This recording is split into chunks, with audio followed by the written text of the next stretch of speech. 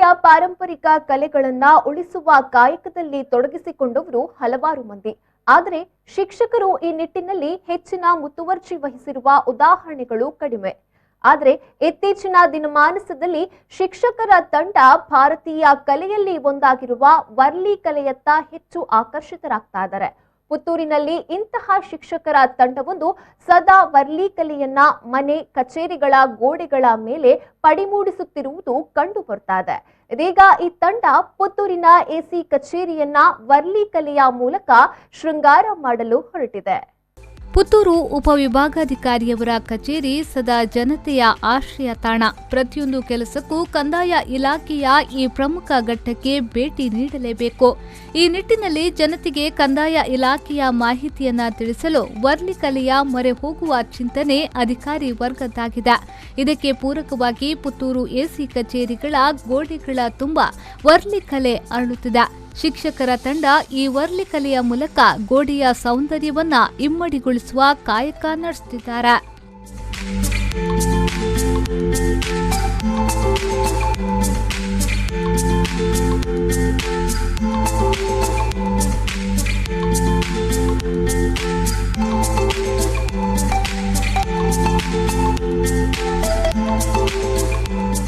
ಪುತ್ತೂರಿನ 10 ಮಂದಿ ಪ್ರತಿಭಾನ್ವಿತ ಕಲಾ ಶಿಕ್ಷಕರ ಈ ತಂಡದಲ್ಲಿ ಕಲಾ ಶಿಕ್ಷಕ ತಾರನಾಥ್ ಕೈರಂಗಳ ವಿಟ್ಲ ಅವರ ವಿನ್ಯಾಸದಲ್ಲಿ ಕಲಾ ಶಿಕ್ಷಕ ಶ್ರೀಕಾಂತ್ ನಾಯಕ್ ಕಂಬಳಕೋಡಿ ಅವರ ನೇತೃತ್ವದಲ್ಲಿ ವರ್ಲಿ ಕಲೆಯನ್ನ ಮೂಡಿಸುವ ಕೆಲಸ ನಡೆಯುತ್ತಿದೆ.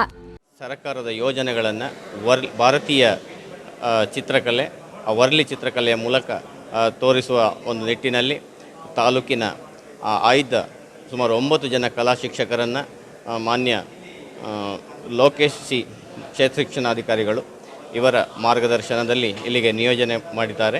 ಆ ನಿಯೋಜನೆ ಮಾಡಿದಂತಹ ಎಲ್ಲ ಪ್ರತಿಭಾನ್ವಿತ ಕಲಾ ಶಿಕ್ಷಕರು ನಮ್ಮೊಂದಿಗಿದ್ದಾರೆ.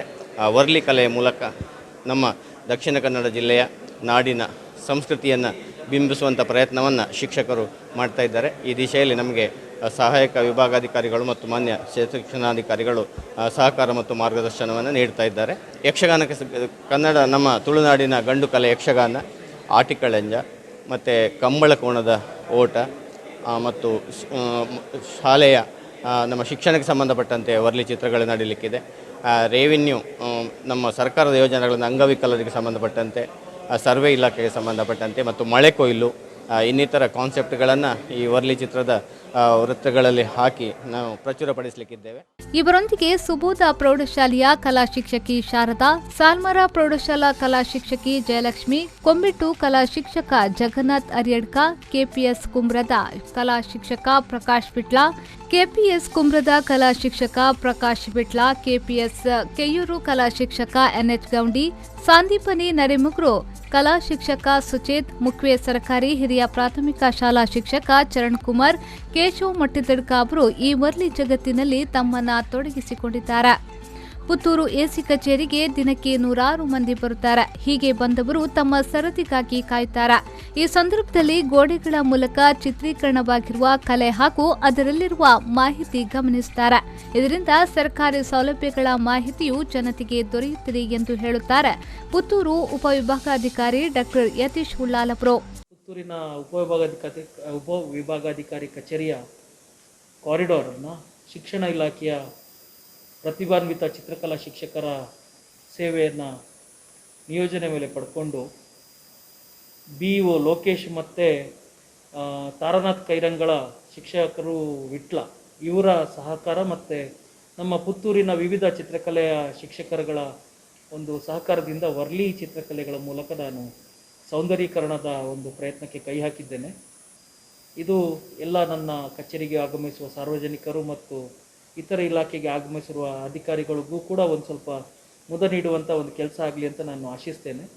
ಮತ್ತು ನಮ್ಮ ವಿವಿಧ ಜನಪದ ಕಲೆಗಳು, ದಕ್ಷಿಣ ಕನ್ನಡ ಜಿಲ್ಲೆಯ ಸಂಸ್ಕೃತಿ, ತುಳುನಾಡ ವೈಭವ, ತುಳುನಾಡ ವಿವಿಧ ಆಚರಣೆಗಳು ಮತ್ತು ನಮ್ಮ ಎಲ್ಲ ಇಲಾಖೆಗಳ ಕಾರ್ಯಕ್ರಮಗಳನ್ನು ನಾವು ಈ ಚಿತ್ರಕಲೆಗಳ ಮುಖಾಂತರ ಇಲ್ಲಿ ಬರುವಂಥ ಸಾರ್ವಜನಿಕರು ಅವರ ಸಮಯವನ್ನು ಸ್ವಲ್ಪ ಸದುಪಯೋಗ ಆಗಲಿ ಅನ್ನೋ ರೀತಿಯ ಉದ್ದೇಶದಿಂದ ಇದನ್ನು ಮಾಡ್ತಾ ಇದ್ದೇವೆ.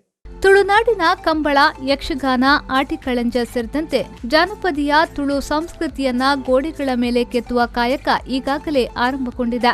ಸುಮಾರು 5 ದಿನಗಳ ಕಾಲ 10 ಶಿಕ್ಷಕರ ತಂಡ ಈ ಕಾಯಕಕ್ಕೆ ಮುಂದಾಗಿದೆ. ಕಂದಾಯ ಇಲಾಖೆ ಸೇರಿದಂತೆ ವಿವಿಧ ಇಲಾಖೆಗಳಿಗೆ ಸಂಬಂಧಿಸಿದ ವಿವಿಧ ಸೌಲಭ್ಯಗಳು, ಮಳೆ ಕೊಯ್ಲು, ಶೈಕ್ಷಣಿಕ ವಿಚಾರಕ್ಕೆ ಸಂಬಂಧಿಸಿದ ಚಿತ್ರಗಳನ್ನು ವರ್ಲಿ ಕಲೆಯ ಮೂಲಕ ಮೂಡಿಸುವ ಕೆಲಸ ನಡೆಯುತ್ತಿದೆ.